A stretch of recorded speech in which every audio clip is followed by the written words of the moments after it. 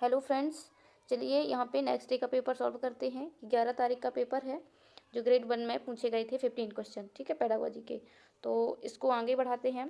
यहाँ पे पहला क्वेश्चन दिया हुआ है, अस्थायी लोप भाषा क्षेत्र को कहा जाता है? मॉर्गन क्षेत्र, ब्रोका क्षेत्र, या सेरिंगटन क्षेत्र, या वार्निक क्षेत्र। तो जो ये एरिया दिए हुए हैं, ये माइंड ह्यूमन ब्रेन जो है, जो ह्यूमन ब्रेन है, इनके ये पार्ट होते हैं कुछ। तो उनमें से जो अस्थायी लोब है, तो जो अस्थायी लोब है तो वो कौन सा क्षेत्र है? जो अस्थायी लोब भी कहा जाता है उसी को, और कौन सा क्षेत्र कहा जाता है? तो उसे वार्निका क्षेत्र कहा जाता है। ऑप्शन यहाँ पे डी होगा। कैसे होगा कि जो अस्थायी लोब है, एक आए थे कार्ल वार्निक। कौन थे? ये थे कार्ल वार्निक। कब आए थे ये? 1873 में।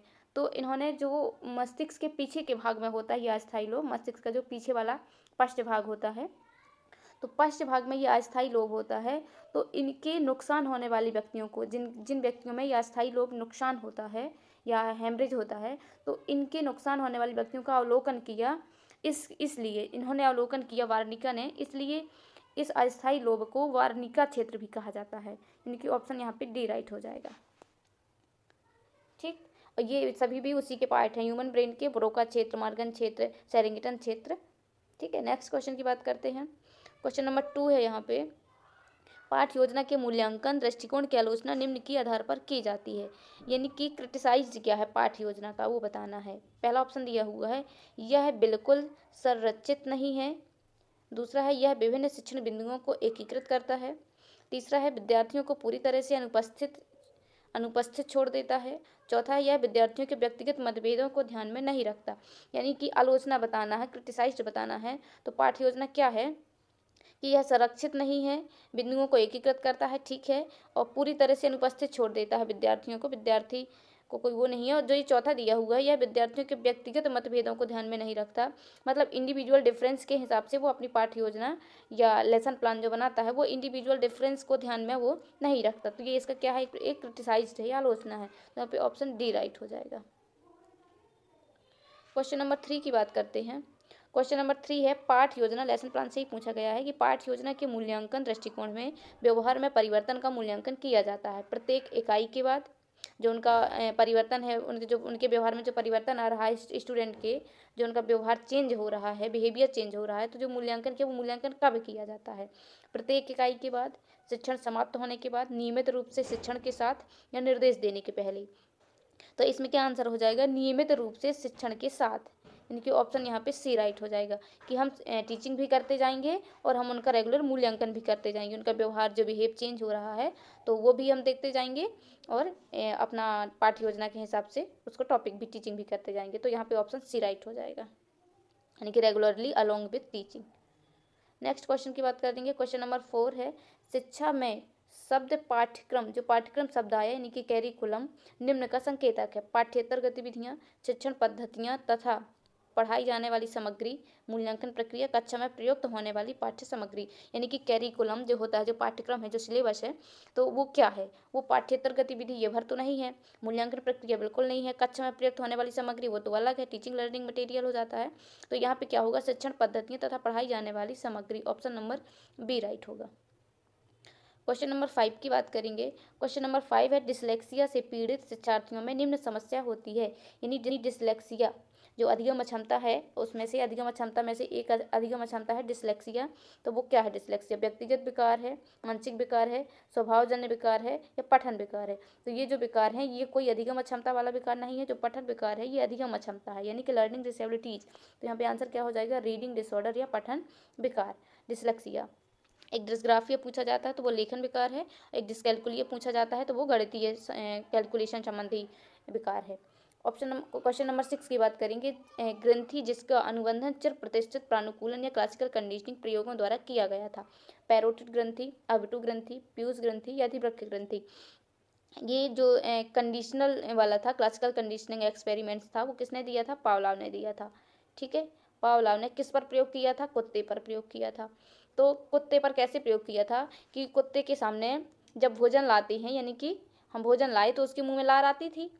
जो ये लार आती थी वो लार, यानी कि लार वाली ग्रंथि, लार ग्रंथि कौन सी है यहाँ पे? पैरोटिड ग्रंथि।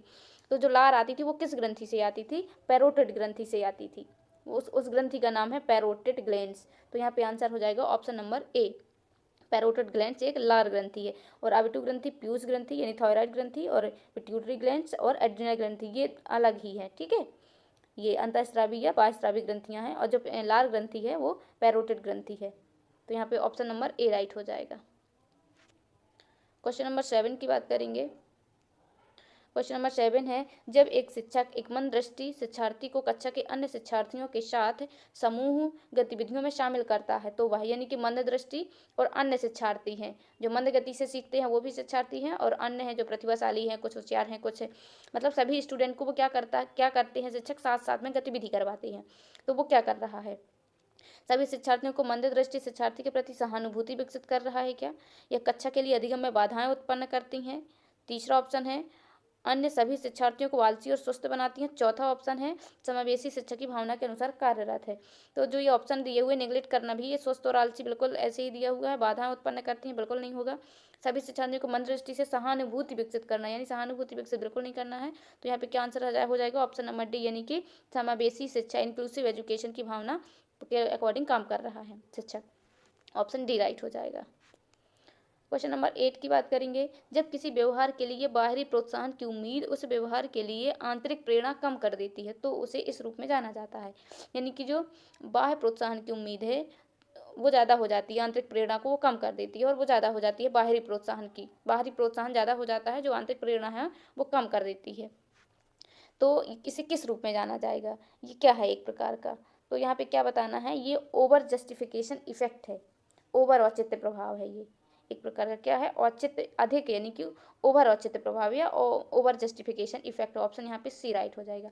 आवश्यकता पदानुक्रम से बिल्कुल रिलेटेड नहीं है और अधिक सरलीकरण प्रभाव है, ये सरलीकरण से कोई मतलब नहीं है।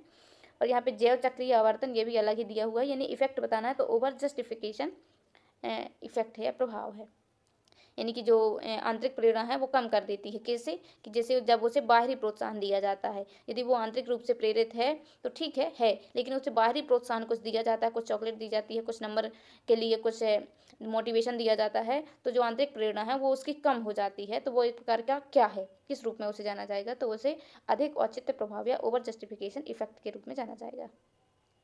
क्वेश्चन नंबर 9 है, कक्षा शिक्षण का मुख्य उद्देश्य है छात्रों को परीक्षा उत्तीर्ण करने में मदद करना, छात्रों के व्यक्तित्व को विकसित करना, जिज्ञासु मस्तिष्क विकसित करना, पाठ्यक्रम प्रदान करना। तो छात्रों को उत्तीर्ण करना, पाठ्यक्रम प्रदान करना ये बिल्कुल नहीं होगा। छात्रों के व्यक्तित्व को विकसित करना ठीक था, जिज्ञासु मस्तिष्क विकसित करना, लेकिन इससे ज़्यादा ऑप्शन नंबर सी राइट है कि उनका जो माइंड है उसको डेवलप कर, उसको इंक्वायरिंग बनाना, ठीक है, यानी जिज्ञासी प्रवृत्ति का बनाना, उसे डेवलप करना। तो ऑप्शन यहाँ पे सी राइट हो जाएगा। क्वेश्चन नंबर 10 की बात करेंगे। क्वेश्चन नंबर 10 है, संज्ञानात्मक प्रक्रिया जिसे खाली स्थान चिंतन के नाम से जाना जाता है तब होता है जब कोई व्यक्ति कला संबंधी, साहित्यिक, वैज्ञानिक या प्रायोगिक समस्याओं के संभावित विविध संसाधन, यहाँ पे दिया हुआ है क्या, विविध संसाधनों के बारे में मुक्त रूप से विचार करता है। अभिसारी, तार्किक, अपसारी, अनुमानी, जो ये विविध शब्द दिया हुआ है, यानी कि कोई एक समस्या है, उस समस्या के समाधान के लिए वह कैसे चिंतन कर रहा है, विविध समाधान के बारे में मुक्त रूप से विचार कर रहा है, मुक्त रूप से चिंतन कर रहा है विविध समाधान के बारे में।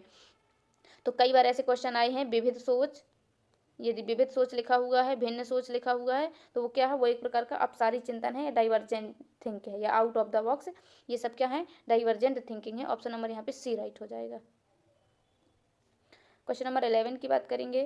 शैक्षणिक मनोविज्ञान खाली स्थान के माध्यम से शिक्षा में योगदान देता है विद्यार्थी की समस्याओं को समझने में, शिक्षक की समस्याओं को समझने में, पाठ्यक्रम समझने में, शैक्षणिक समस्याओं को समझने में।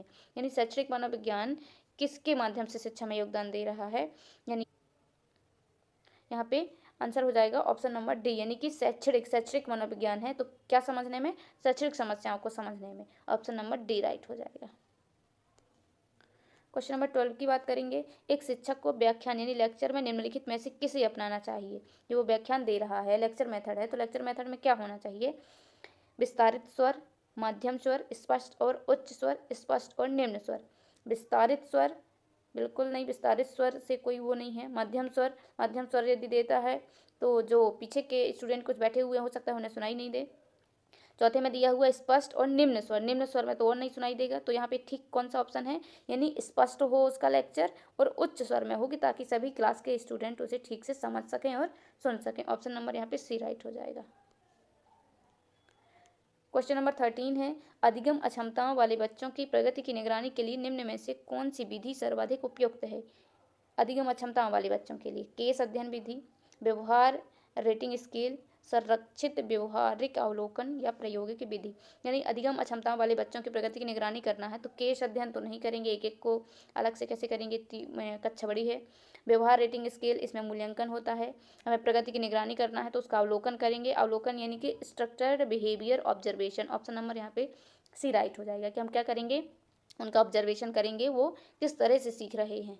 ऑप्शन नंबर यहाँ पे सी राइट हो जाएगा।